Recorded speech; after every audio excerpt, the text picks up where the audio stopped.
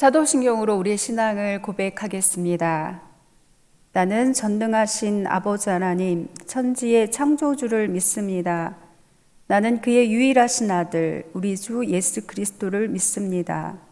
그는 성령으로 잉태되어 동정녀 마리아에게서 나시고 본디오 빌라도에게 고난을 받아 십자가에 못 박혀 죽으시고 장사된 지 사흘 만에 죽은 자 가운데서 다시 살아나셨으며 하늘에 오르시어 전능하신 아버지 하나님 우편에 앉아 계시다가 거기로부터 살아있는 자와 죽은 자를 심판하러 오십니다.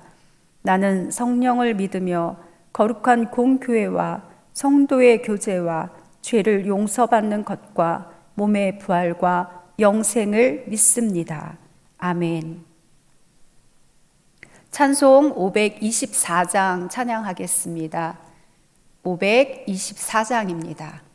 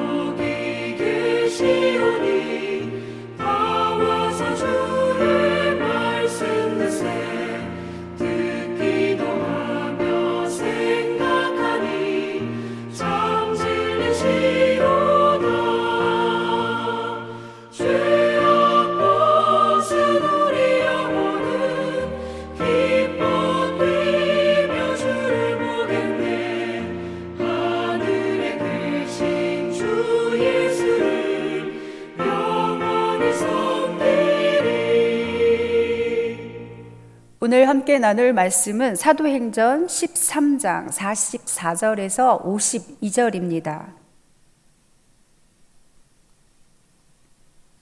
그 다음 안식일에는 온 시민이 거의 다 하나님의 말씀을 듣고자 하여 모이니 유대인들이 그 무리를 보고 시기가 가득하여 바울이 말한 것을 반박하고 비방하거늘 바울과 바나바가 담대히 말하여 이르되 하나님의 말씀을 마땅히 먼저 너희에게 전할 곳이로되 너희가 그것을 버리고 영생을 얻기에 합당하지 않은 자로 자처하기로 우리가 이방인에게로 향하노라.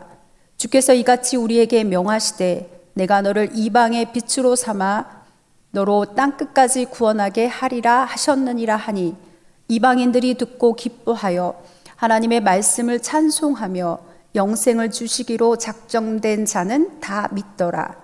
주의 말씀이 그 지방에 두루 퍼지니라. 이에 유대인들이 경건한 기브인들과 그 신의 유력자들을 선동하여 바울과 바나바를 박해하게 하여 그 지역에서 쫓아내니 두 사람이 그들을 향하여 발에 티끌을 떨어버리고 이고니온으로 가거늘 제자들은 기쁨과 성령이 충만하니라. 아멘.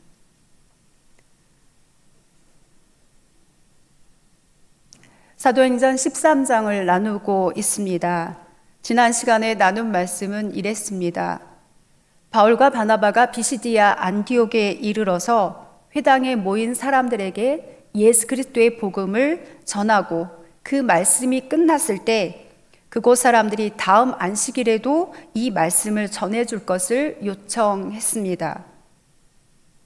그들이 들은 말씀은 이전에 알고 있고 이전에 들었던 말씀과 정말 달랐을 것이고 처음 듣는 그런 말씀이었을 겁니다. 모임이 끝난 후에도 유대인들과 유대교에 입교한 이방인들이 바울과 바나바를 따랐습니다. 바울과 바나바가 그들과 더불어 말하고 그들에게 항상 하나님의 은혜 가운데 있으라 하면서 권했습니다. 그리고 그 이후에 일주일이 지났습니다. 44절입니다.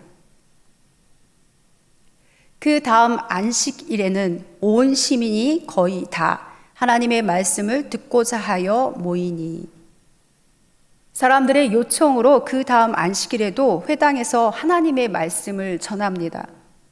얼마나 많은 사람이 모였는지 성경은 온 시민이 거의 다라고 합니다. 정말 많은 사람들이 모였습니다.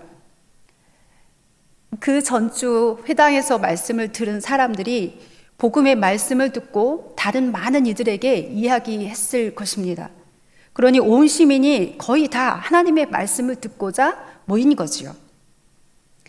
대부분의 사람들이 하나님의 말씀을 듣고 찬송하고 기뻐하는데 그렇지 못한 사람들이 있었습니다. 시기가 가득한 사람들이 있었습니다. 그들이 시기가 가득한 이유는 다른 것이 아닙니다. 45절입니다.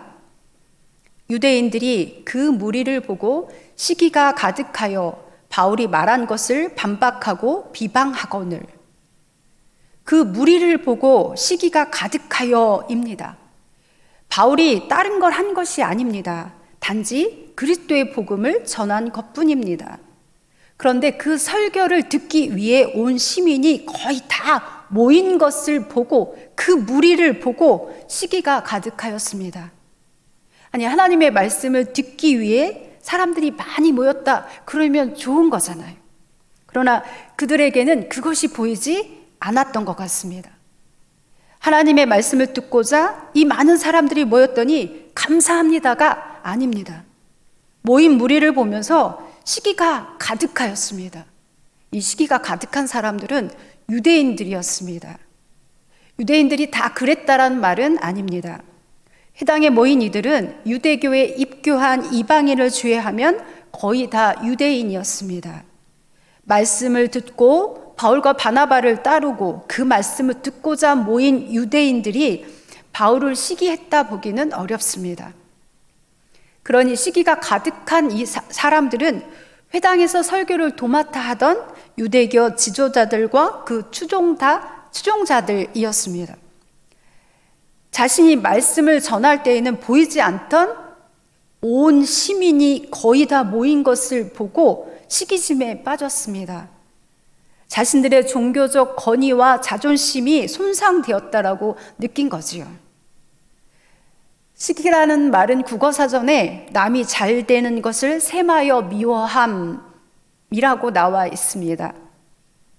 시기가 무서운 것은 절대 그 시기 그 자체로 멈추지 않는다는 겁니다. 시기를 나타내주는 이런 예화가 있습니다. 두 사람이 있었습니다. 어느 날 왕이 그 두 사람을 불렀습니다. 그리고 한 사람에게 말합니다. 원하는 걸 말해보라. 그러면 주겠다. 그러면서 하는 말이 네가 원하는 거에 2배를 저 옆에 있는 사람에게 주겠다라고 합니다. 그러자 이 사람이 고민에 빠졌습니다. 그리고 한다는 말이 내 눈을 하나 빼주십시오 라고 했다라는 거예요. 참 무서운 이야기입니다. 이것이 시기입니다. 오늘 본문에 나와 있는 시기에 빠져 있는 이들이 어떻게 행동하는지 45절을 다시 보세요. 유대인들이 그 무리를 보고 시기가 가득하여 바울이 말한 것을 반박하고 비방하거늘. 바울이 말한 것을 반박합니다. 그리고 비방합니다. 이 반박하다라는 동사가 미완료형으로 쓰였습니다. 다시 말해서 바울의 말에 거듭 반박하고 있다라는 거예요. 한 번으로 끝나는 것이 아니라 그 말씀을 전할 때마다 반대했다라는 말입니다. 그것뿐만 아니라 비방까지 합니다. 비방하다라는 말은 블라스페메오라는 말인데 회방하고 모욕하고 참담한 말로 모독하는 것을 말합니다. 그런데 거기에 끝나지 않고 50절에 의하면 경건한 기부인들과 그 신의 유력자들을 선동하여서 바울과 바나바를 박해하게 하여서 그 지역에서 쫓아냅니다. 박해하다라는 말은 신체적인 위해를 뜻합니다. 신체적인 위해를 가하면서까지 그 두 사람을 비시디아 안디옥에서 쫓아내버렸다라는 말입니다. 누구에게도 시기가 있음을 보게 됩니다. 하물며 예수님도 유대 지도자들의 시기로 인해 죽임을 당했습니다. 그토록 시기가 무섭습니다. 이렇게 시기가 가득한 사람들이 있고 말씀을 전할 때마다 비방하고 반박하고 회방하는 유대인들을 향해서 바울과 바나바가 어떻게 반응했는가 46절에서 말씀합니다. 바울과 바나바가 담대히 말하여 이르되 하나님의 말씀을 마땅히 너희에게 전할 것이로되 너희가 그것을 버리고 영생을 얻기에 합당하지 않은 자로 자처하기로 우리가 이방인에게로 향하노라. 너희가 하나님의 말씀을 버리고 영생을 얻기에 합당하지 않은 자로 자처했다라고 합니다.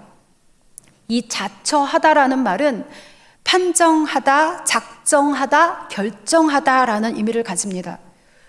유대교 지도자들이 바울이 하는 말마다 회방하는 것이 그들 자신이 하나님으로부터의 영생을 얻기에 합당하지 않은 사람들로 스스로 판정하고 작정하고 결정하였음을 말합니다. 그래서 바울이 내가 너를 이방의 빛으로 삼아 나의 구원을 베풀어서 땅 끝까지 이르게 하리라 하는 이사야 49장 6절의 말씀을 인용합니다. 이제 자신은 이방인에게로 향할 것이라고 선포합니다.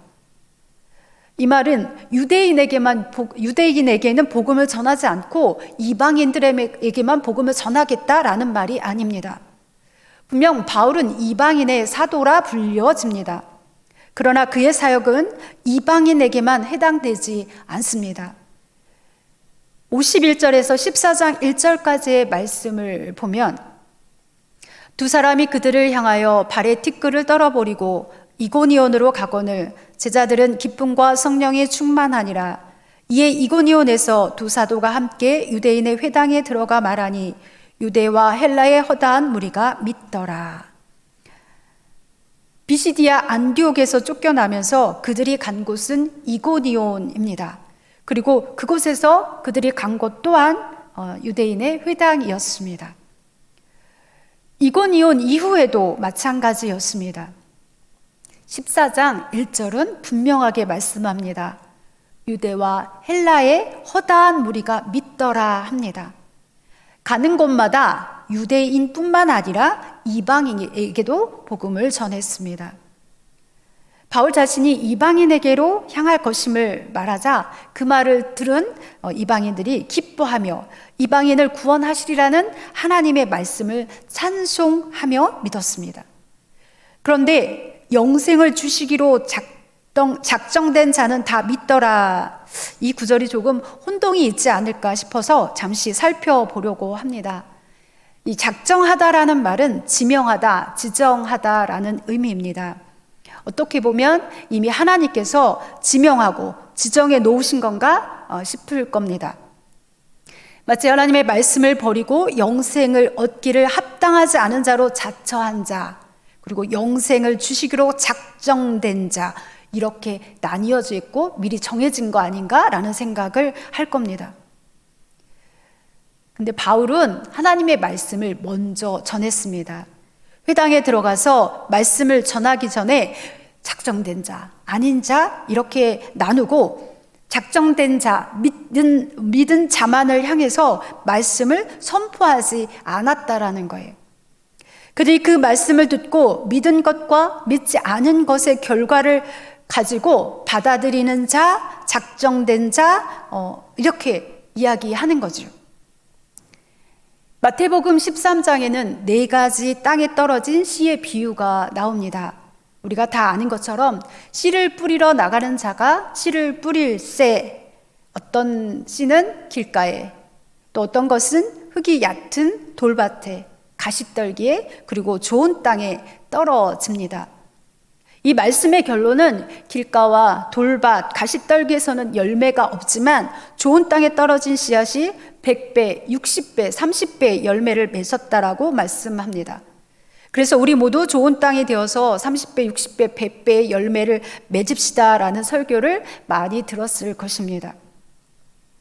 4가지 땅에 떨어진 씨의 비유를 보면서 저는 어려서부터 든 생각이, 씨 뿌리는 사람은 왜 열매 맺지 못하는 길가, 돌밭, 가시떨기에도 씨를 뿌렸을까라는 거였습니다. 어쩌다 보니 씨를 뿌리다 보니 씨가 거기에도 떨어진 건가 싶을 겁니다. 그렇게 생각이 들지 않겠어요?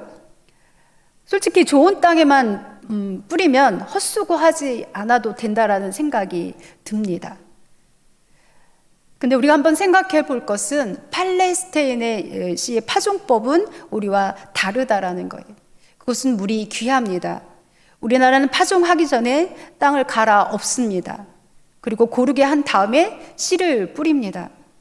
그런데 팔레스타인에서는 그렇게 하면 그나마 흙에 있던 물기마저 사라져 버리기 때문에 씨앗을 뿌리고 그리고 나서 땅을 갈아엎습니다. 그러니 씨 뿌리는 사람은 어차피 씨가 뿌려진 곳을 갈아엎을 것이기에 그것이 씨를 뿌리러 다녀서 생긴 길가든 흙이 얕은 돌밭이든 가시떨기가 있든 문제가 되지 않는 것입니다. 말씀은 차별하지 않습니다. 저 사람은 믿을 사람, 저 사람은 안 믿을 사람, 이렇게 미리 정해지지 않았습니다. 미리 정해졌다면 우리가 복음을 전하려고, 전도하려고 그렇게 애쓸 필요가 없는 거죠. 미리 정해졌다면 아무리 전한다고 해도 그 사람은 믿지 못할 거니까 그렇게 되죠. 그러나 성도가 된 우리는 이렇게 말할 수는 있을 겁니다.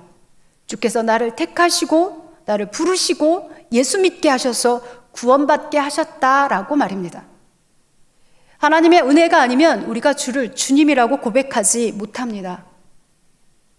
모두에게 또한 이 은혜는 열려 있습니다. 한마디 더 붙이자면 믿지 않는 가족, 이웃을 위해 우리가 기도해야 하는 이유는 그들로 주의 백성이 되기를 방해하는 사탄의 방해가 있다라는 거예요.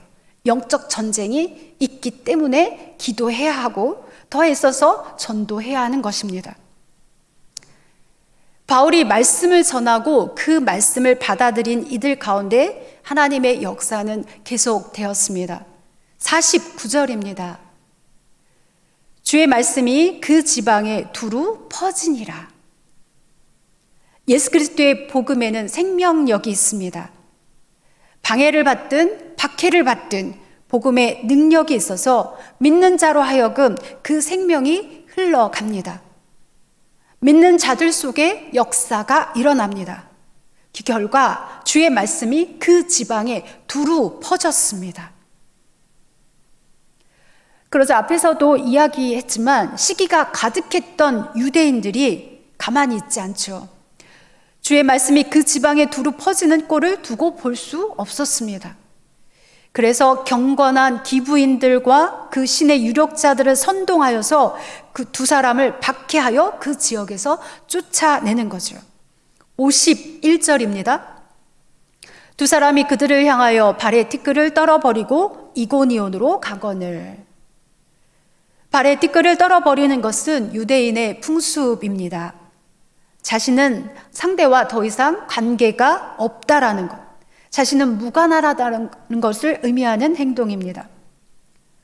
자신들을 쫓아내고 하나님을 대적하고 그런 이들과 자신이 무관하다라는 의미죠. 그리고 그들은 이고니온으로 갑니다. 그리고 52절은 그때 상황이 어찌 되었는지 알려줍니다. 제자들은 기쁨과 성령이 충만하니라. 13장 52절의 제자들은 바울이 전해준 복음을 받아들인 비시디아 안디옥의 사람들입니다. 자신들에게 복음을 전해준 바울과 바나바는 쫓겨났지만 그들은 여전히 기쁨과 성령이 충만합니다. 충만하다라는 이 동사가 여기도 미완료형으로 쓰였습니다. 그러니까 멈추지 않고 완결된 것이 아니고 이후에 계속 충만한 삶을 살았다라는 것입니다. 그들이 처해 있는 상황은 그리 기뻐할 상황이 아닙니다. 그러나 그들이 떠나간 두 사도들이나 사도들을 쫓아낸 그 지역의 유대교 지도자들을 본 것이 아닙니다. 이 제자들 안에 주로 말미암아 그들 안에 역사하는 복음으로 말미암아 기쁨이 있었고 성령이 충만합니다. 예수님 오심을 기다리는 강림절기입니다. 내일 모레면 성탄입니다. 예수님 탄생을 축하하는 행사도 할 수 없고 예배도 온라인으로 드려야 되는 그런 슬픈 상황이지만 이 땅에 낮고 낮은 자리에 우리를 구원하시기 위해 오신 예수님을 온전히 기뻐할 수 있는 성탄이 되기를 바랍니다. 우리를 위해 이 땅에 오신 예수님을 기뻐하며 찬양하기 바랍니다. 예수님 한 분만으로 기뻐하고 성령 충만한 우리 영종중앙교회 성도 되기를 바랍니다. 기도하겠습니다. 주님, 어떤 상황에서도 우리에게 임하신 말씀으로 인해 주님을 기뻐하며 성령 충만하게 하옵소서. 하나님의 역사하심을 보며 함께 진심으로 기뻐하게 하옵소서. 주를 믿는 주의 성도들의 심령 안에서 역사하시사 주의 말씀이 그 지방에 두루 퍼진 것처럼 영종도 이 지역에 주의 말씀이 두루 퍼지게 하옵소서. 예수님의 이름으로 기도합니다. 아멘. 찬송 512장 찬양하겠습니다.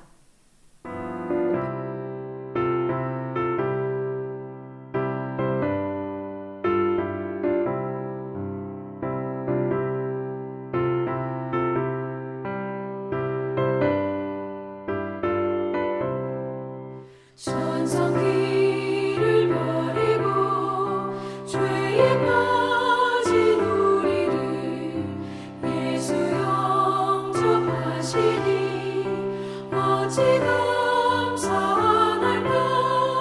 항상 말씀 전하라. 죄인 영접하신다. 밝히 말씀 전하라. 죄인 영접하신다. 모든 죄에 빠진 자 예수 영접하시니 너도 주께 나가면 편히 쉼을 얻으리. 항상 말씀 전하라. 죄인 영접하신다. 밝히 말씀 전하라. 죄인 영접하신다.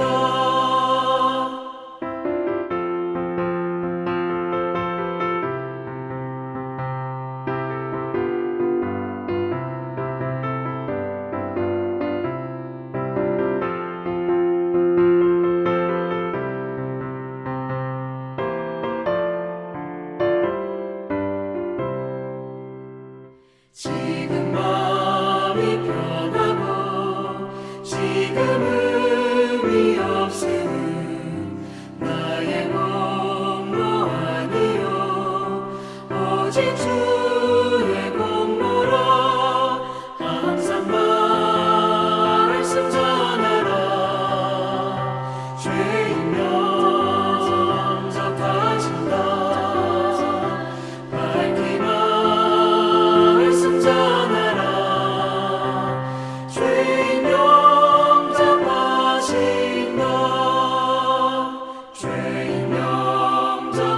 영접하시니 나도 영접하시고 나의 죄를 다시서 길이 함께 계시네 항상 말씀 전하라 죄인 영접하신다 죄인 영접하신다 밝히 말씀 전하라 죄인 영접하신다. 주님 가르쳐 주신 기도로 수요 기도회를 마치겠습니다. 하늘에 계신 우리 아버지, 아버지의 이름을 거룩하게 하시며 아버지의 나라가 오게 하시며 아버지의 뜻이 하늘에서와 같이 땅에서도 이루어지게 하소서. 오늘 우리에게 일용할 양식을 주시고 우리가 우리에게 잘못한 사람을 용서하여 준 것 같이 우리 죄를 용서하여 주시고 우리를 시험에 빠지지 않게 하시고 악에서 구하소서. 나라와 권능과 영광이 영원히 아버지의 것입니다. 아멘.